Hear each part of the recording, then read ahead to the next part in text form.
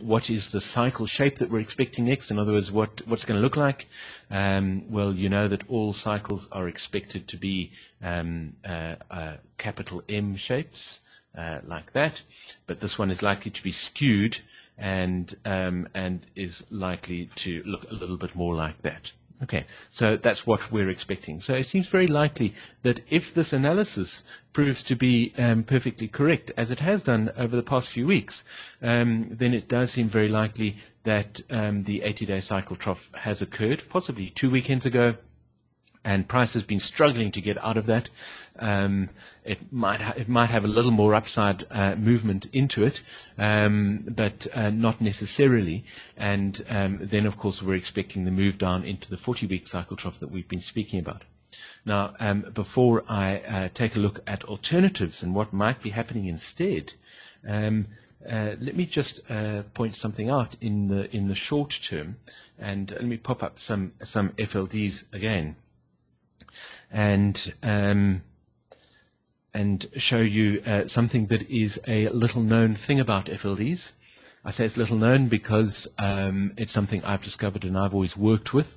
It's a sort of a tip, if you like, about how FLDs work. And I'd like to point out something about these FLDs, and let's see if it makes any sense. I see a question from John. Given the interaction of the FLDs between each other, does this indicate a bit of a pause zone at the moment? Yes, John, it does. Given the interaction of the FLDs, as you mentioned, because they're forming quite a lot of overlapping, so it's what is called an FLD pause zone. And I don't know if you can see on my charts. I don't like plotting FLD pause zones on my charts. I find them kind of ugly, but they are plotted on the chart. I've hidden them by cunningly adjusting my options, and let me make them a little more visible. FLD pause zones. There we go. Let me. Sentient Trader calculates all the FLD pause zones, and there they are. You can see them. FLD pause zones are very useful for working out where prices are likely to pause or hit some kind of resistance or something like that. So in fact, that's a very appropriate question, considering what I'm about to explain about FLDs. So the first thing is, yes, these FLDs are creating a very small FLD pause zone. Pause zones can be ranked in terms of the sort of longest cycle FLD that forms that pause zone. So this pause zone that's forming at the moment is of sort of 20. It's a 20-day magnitude pause zone, if you like, possibly 40-day. But in fact, the 40-day cycle hasn't really got involved in the pause zone yet. But well, actually, it has. In fact, let's zoom in and look at it in a little more detail, and I'll show you what you mean, what I mean. Here we go. So this is taking a look at just the last 2 weeks in quite a lot of detail. For those of you who don't know what an FLD pause zone is, an FLD pause zone occurs when the FLD lines form a messy sort of a bird's nest shape on your chart. Okay, so here you can see this is the 10-day FLD that I'm drawing over to make it clearer, and you can see here the 20-day FLD. Okay, that I'm drawing over, and here is the 40-day FLD, and as you can see, Sentient Trader has drawn this sort of pale grey box. That is the actual FLD pause zone, and you can see that it encompasses the 10-day, the 20-day, and the 40-day FLDs.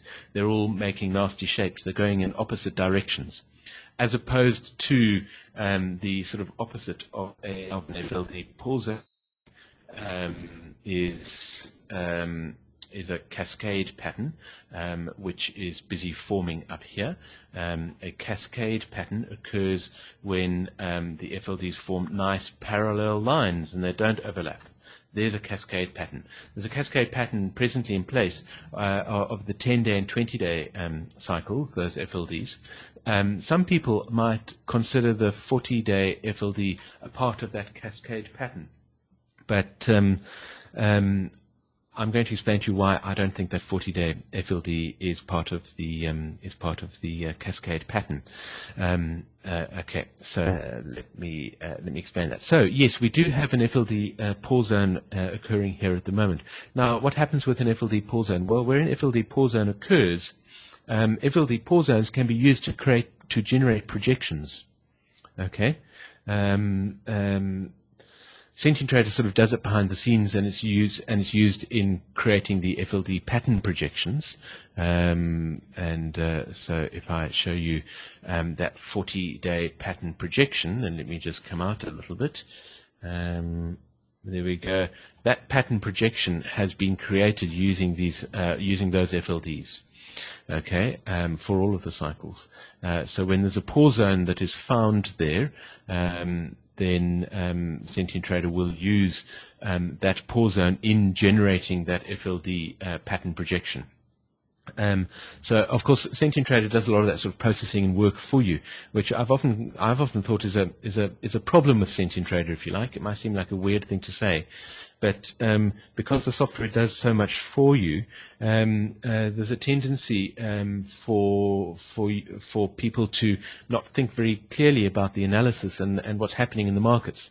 And if you don't have Sentient Trader doing it for you, then I think you gain greater insight.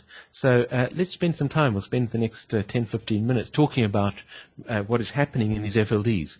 Why am I saying the 40-day cycle is not part of the cascade pattern? What was the tip I wanted to introduce to you about FLDs, and how do the FLD pause zones come into play? So let's talk about those things over the next 15 minutes or so. As John pointed out, was it John? Yes, as John pointed out, there's an FLD pause zone developing. A little known sort of feature of pause zones, if you like, or something that was not really discussed very much, is the fact that pause zones have magnitude.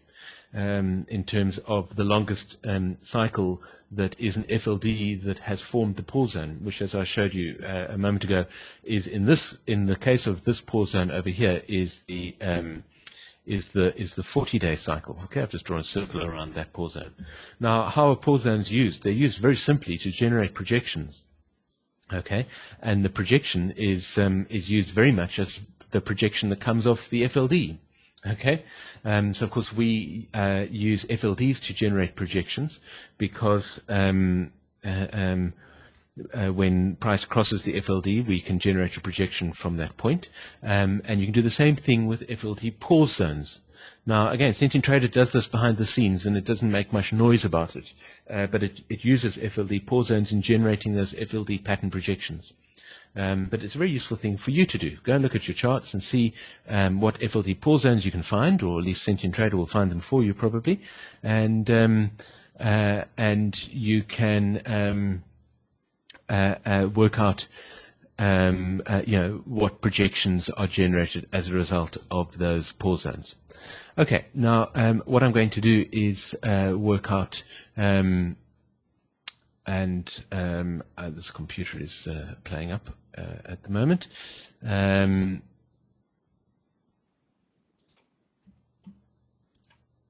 All right.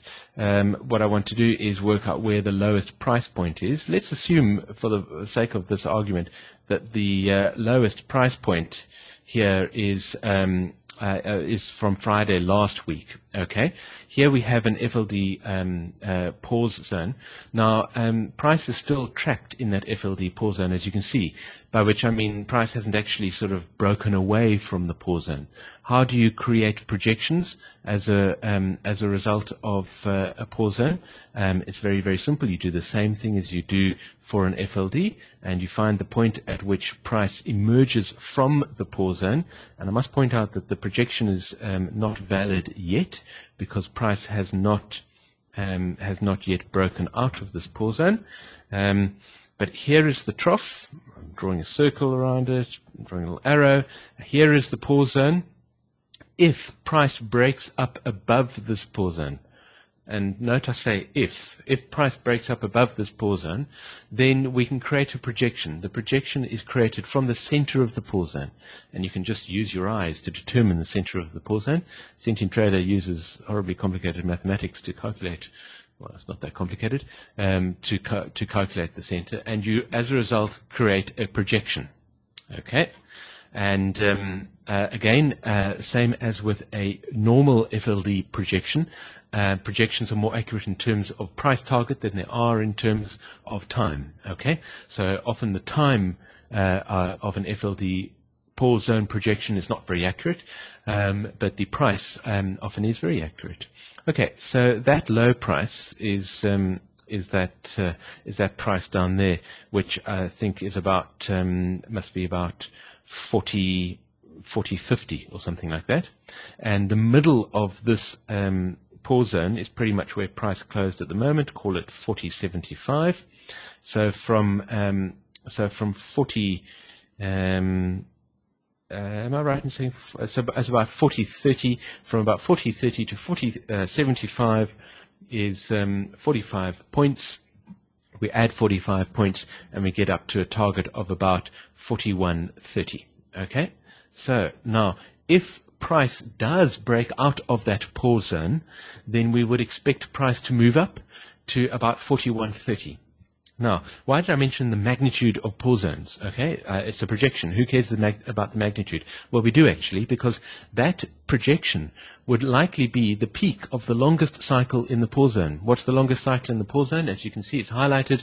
It's the 40-day cycle. So, in other words, we could expect a peak of the 40-day cycle at a price level of about 41.30. If price gets out of this pause zone. Pause zones are notorious. They trap price, and price struggles back and forth and back and forth. You do usually expect price to break out to the upside, but if there's a very strong underlying trend, and you're talking about price moving upwards through a pause zone, there's a very strong underlying trend, downwards underlying trend, bearish underlying trend, then sometimes price will never emerge from that FLD pause zone. Something to be aware of, and in fact we have a great example of it on this chart. Let me just reset my scaling. There we go. Okay. Now